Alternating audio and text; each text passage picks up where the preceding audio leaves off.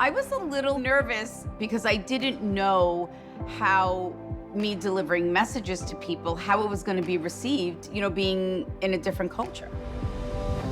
Everything is just so beautiful here. Oh, hi! Oh, look at these people! Hey, how are you? Where are you guys from? Essex. Essex?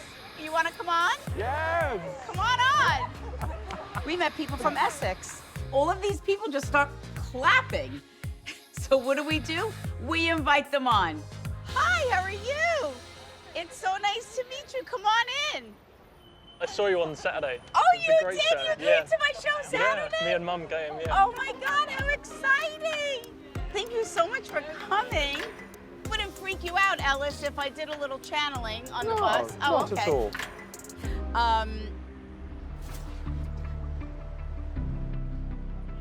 So I don't, now there's also something with the swallowing.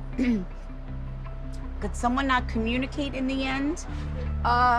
Or did they have something with the throat? Yes. Yeah. Okay, how do you understand the throat? My mum, Okay. she had a tube. Tube. My mum was in hospital with the breathing and the tube. She's not going to know. My mum, Margaret, had 9 children. She was an amazing woman and was so just loved her family. She had a surgery and it went wrong. So she had to have a second surgery, and that's when the breathing tube was put down. She never regained her consciousness. But I think that also validates the, I'm so annoyed, right? I'm so annoyed. But she says, in hindsight, she says, if I never had that first procedure, she says, I still never would have made it here in the physical world. She says, so I don't want anyone to feel that I shouldn't have had that surgery. Do you understand that? Okay. My mum, Margaret, passed 2002. She had surgery on her bowel, and unfortunately, there was complications afterwards, and had a second surgery, and never regained her consciousness. So I was in hospital for about 3 weeks afterwards, and unfortunately, I never got to see her. I'm going to say this. Is your dad also departed as well? I watched your dad come over and stand by your mom, and he said, we did good. Did you say? We did good. Oh, because she knows I was there, and she knows we were all there for her. So I think that helps. Maybe a step forward. We've been to a few mediums before, but we've never actually had any sort of validation like Theresa gave us. When she mentioned my mum today, kind of healed a little bit. You know, that the family just miss her. You know, we all miss her. What do you think of Theresa? Oh, I think she's amazing. She's amazing. She's got a lovely energy about her. But she's friendly, and you can relate to her, and I think that's what's nice. This is interesting. So here we are.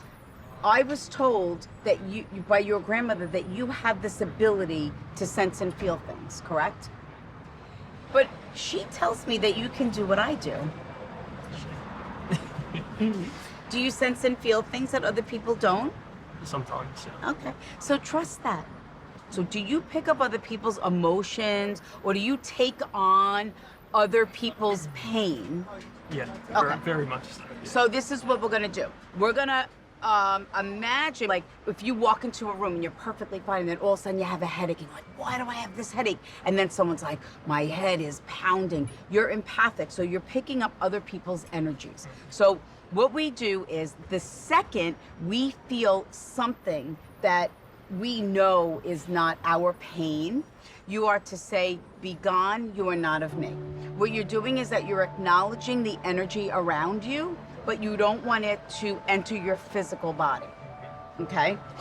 Don't second guess what you get or what you feel. Does that make sense?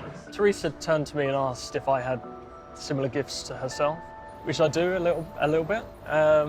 Going forward, following the reading, I think I'm going to try and home in on this gift. Is your mom departed? Yeah. Your mom stepped forward. She said, "Wait, what's going on over here?" And she came running from the back of the room. Does that Sounds sound like like my your mom, mom? yeah. Her personality, Yes, right? definitely. Wait, what's going on? Definitely. Yeah, that's my mum. She says, "I can't believe I died." No. Probably she was there and then she was gone, yeah. She also shows me her color and she goes, "Look how good I look." So she made me feel like she looked gray, and now I look at her, she's got rosy cheeks, she can move freely, and she says, "Look at me." Yeah. That's nice, yeah. I'm Julie and this is my daughter, Taomi, and we both live in Essex. My mum passed away 5 years ago from COPD, which is like a lung disease. She was just a lovely lady, always smiling, beautiful smile. But because of her lung condition, it made her skin a bit of a grey looking and dull, and she lost her glow and her shine. So yeah, so that sort of meant a lot when to say that she was gone back to normal. And were you supposed to see her, but didn't get to see her? I feel like I was supposed to go. Yeah, you were supposed to come back, didn't you? Yeah. So know that she says, "I don't want you to carry the burden or feel bad about not being able to make it back." But she, when I got time I got back, she was unconscious. And So- she never regained consciousness. So know that there was nothing left unsaid, and knowing that she heard everything that you said to her, even when you told her that it was okay to let go I did, yeah. and to leave the physical world. She wants I to did thank tell you her for that. that. I did tell her She that. says, "I heard you." She goes, "I didn't want to go." She says, "But I couldn't do it anymore." Yeah, no. She says, "I was tired." You're her daughter? Because she just made me feel like there was a big milestone in your life. Baby. My baby, yes. One of the things, you have the stuffed animals that go off in the house. My daughter's, yes.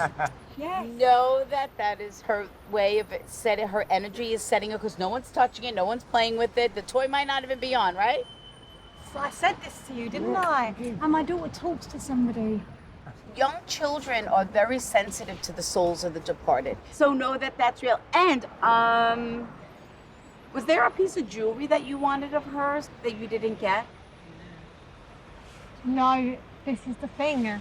Just before she died, she made it clear to everybody that you're going to get some jewelry, like she had it set, and then we never got it. Never got it.